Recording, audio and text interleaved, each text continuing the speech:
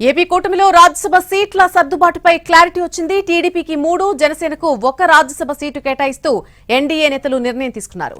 CM Chandrababu నివాసంలో సమావేశమైన నేతలు రాజ్యసభ సీట్ల సర్దుబాటుపై చర్చించారు. దీంతో పాటు కూటమి ప్రభుత్వ విజయాలను ప్రజల్లోకి తీసుకెళ్లే అంశంపై కూడా చర్చించారు ఎన్డీఏ నేతలు.